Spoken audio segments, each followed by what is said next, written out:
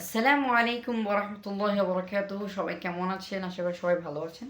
তো আজকে আমরা ইসলামের ঘোর শত্রু আহ, আবু সুফিয়ানের ইসলাম গ্রহণ এবং মক্কা বিজয় কিভাবে হয়েছিল তার ঘটনাগুলো সংক্ষেপে ইনশাআল্লাহ জানার চেষ্টা করব।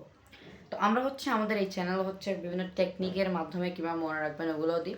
তো ওগুলো জানার জন্য আপনার চ্যানেল সাবস্ক্রাইব করে রাখতে পারেন।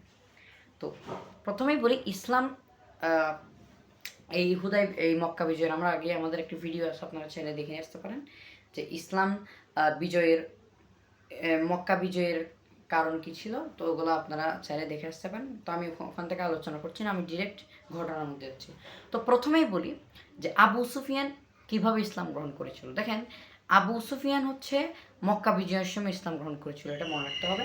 এবং এই আবু সুফিয়ান মূলত যখন হুদায়বিয়ার সঙ্গী ভঙ্গ হয়, হুদায়বিয়ার সন্ধি ভঙ্গ হয়, তো তখন রসুল আকরম সাল্লাল্লাহু আলাইহি ওয়াসাল্লাম 10,000 সৈন্য নিয়ে মক্কার মধ্যে প্রবেশ করেন এবং তিনি মক্কার একটি উপকণ্ঠে একটি শিবির তিনি স্থাপন করেন।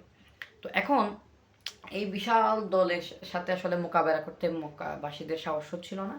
তো আবু সুফিয়ান কি করছে, তিনি দুইজন মানে অনুচর নিয়ে তিনি মুসলিমদের অবস্থা পর্যবেক্ষণের জন্য আসছেন।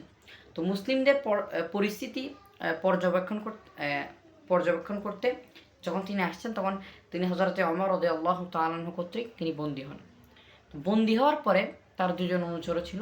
তো তাকে এবং এবং তার অনুচর এদেরকে রাসূলুল্লাহ আকরাম সাল্লাল্লাহু আলাইহি ওয়াসাল্লামের নিকট আনা হয়। এই সময় রাসূল আকরাম সাল্লাল্লাহু আলাইহি ওয়াসাল্লাম তাকে ক্ষমা করে দেন। তো রাসূল আকরাম সাল্লাল্লাহু আলাইহি ওয়াসাল্লামের এই দয়া দেখে যে এরকম একজন ঘোর শত্রু যিনি বদরের মধ্যে ছিলেন, উহুদের মধ্যে ছিলেন, সরাসরি ছিল, তো এত বড় একজন শত্রুকে হত্যা না করে ক্ষমা করে দেওয়ার মতো এত বড় যে মন, এটা দেখে আমাদের এটা দেখে আবু সুফিয়ান ইসলামের প্রতি আকৃষ্ট হয় এবং রসুল আকরম সাল্লাল্লাহু আলাইহি ওয়াসাল্লামের নিকট তিনি মুসলিম হয়।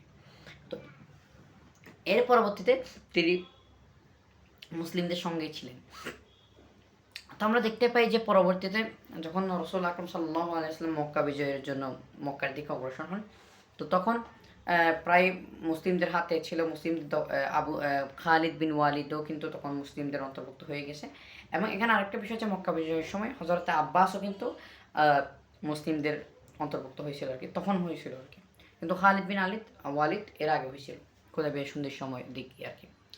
তো এখন এই যুদ্ধের মধ্যে সাফওয়ান, ইকরামা এবং সুহাইল যারা হুদায়বিয়ার ইয়ার মধ্যে স্বাক্ষরকারী ছিল, সাফওয়ান, ইকরামা, সুহাইল এরা এবং মাখজুম গোত্রের কিছু লোক, তারা তারা সহ কি মুসলিমদের বাধা প্রদান করে যখন মুসলিমরা এখানে আসে। এখন এখানে একটা কথা বলি। আচ্ছা, তো এখন দেখেন যে মাখজুম যেটা বলছি, আরবের মধ্যে মূলত দুইটা গোত্র ছিল, বদর থেকে তাদের মধ্যে দ্বন্দ্ব হচ্ছিল। একটা মাখজুম আর একটা আব্দুস শামস। মখজুমের আবু সুফিয়ান, মখজুমের ছিল সাফওয়ান এবং আবু শামসের ছিল আবু সুফিয়ান। আব্দুস শামসের ছিল আবু সুফিয়ান। তো এটা একটু মনে রাখতে পারে। তো এরপরে ওকে, তো এরপরে যখন যুদ্ধের মধ্যে তারা বাধা দিতে আসলো, তখন আব্বাস তো প্রতিমধ্যে ইসলাম গ্রহণ করছে এবং তিনি বলতে শুরু করেন যে এই অবরুদ্ধ মক্কার দক্ষিণাংশে খালিদ, উত্তরাংশে জুবাইর, আল্লাহর রসুল এবং আনসার মুহাজির এবং বনু হুজায়া। আপনারা জানেন আশা করি বনু হুজায়া কি, আমি এখন আলোচনা করছি না, মুসলিমদের মিত্র। বনু হুজায়া সহ মানে সৈন্য দ্বারা গঠিত এই বিশাল দল রসুল আকরম সাল্লাল্লাহু আলাইহি ওয়াসাল্লাম পরিচালনা করছেন।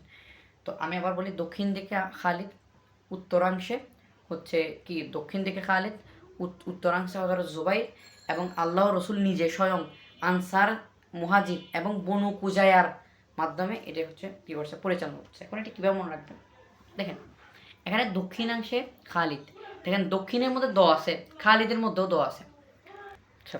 তো দক্ষিণাংশে যেহেতু দ আছে, দক্ষিণের মধ্যে দ আছে, খালিদের মধ্যে দ আছে, তো এদিক থেকে আমরা মনে রাখতে পারি যে দক্ষিণাংশে খালিদ ছিল।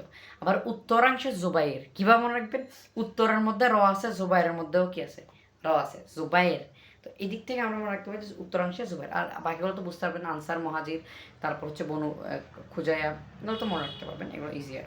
তো এরপরে উম, ইকরামা যে ছিল আবু জাহেলের পুত্র ইকরামা, সে হচ্ছে দক্ষিণ দিকে যেদিকে হচ্ছে খালিদ বিন ওয়ালিদ ছিল ওদিকে হচ্ছে বাধা দিতে গেছে। এখন খালিদ বিন ওয়ালিদ তো ভাই সিংহ পুরুষ, তিনি একদম ওদেরকে মানে তুড়ি মেরে একদম হারিয়ে দেন। এবং এর পরবর্তীতে প্রায় বিনা যুদ্ধে তারা হচ্ছে মক্কায় প্রবেশ করেন, মক্কা বিজয় করেন এবং সবাইকে সাধারণ ক্ষমা করে দেন। এই সাধারণ ক্ষমা করার কারণে যে মক্কাবাসী কুরাইশবাসী এত নির্যাতন করার পরও তাদের ক্ষমা করছে, এই যে মানে মহানুভবতা বা যে দয়া, এটা দেখে কিন্তু অনেকেই ইসলাম গ্রহণ করে ফেলছিল। তো এখন রসুল আকরম সাল্লাম বলেন যে যে যারা অস্ত্র ত্যাগ করবে তারা নিরাপদ, যারা কাবায় প্রবেশ করবে তারা নিরাপদ, যারা নিজেদের গৃহের মধ্যে আবদ্ধ থাকবে তারা নিরাপদ, যারা আবু সুফিয়ানের মানে গৃহের মধ্যে প্রবেশ করবে তারাও নিরাপদ, আবার যারা মানে কি এগুলো আর কি। তো এরকম মানে বলছে যে তোমাদের সবাইকে আমি সাধারণ ক্ষমা করে দিলাম। তো এটা বলার পরে কিন্তু অনেকে কী করছিল, এরপরে রসুল আকরম সাল্লাল্লাহু আলাইহি ওয়াসাল্লাম মক্কায় প্রবেশ করলেন।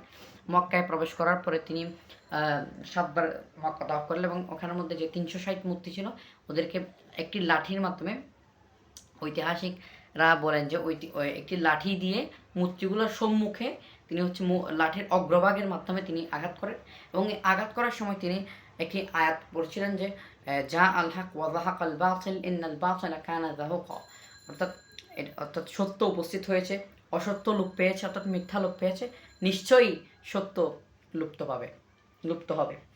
এটা পরে পরে তিনি 360টা মূর্তি ধ্বংস করে দিলেন এবং ওখান থেকে ইসলামের মধ্যে শান্তি প্রতিষ্ঠা হয়। তো এরপর হচ্ছে ইসলামের ব্যাপক প্রসার ঘটে। তো এই ছিল মোট আজকে আমাদের ভিডিও এবং আজকে আমাদের আলোচনা। আশা করি আপনারা বুঝতে পারছেন ভালোভাবে। যদি কোনো ডাউট থাকে আমাদেরকে জানাতে পারেন। তো আসসালামু আলাইকুম ওয়া রাহমাতুল্লাহি ওয়া বারাকাতুহু।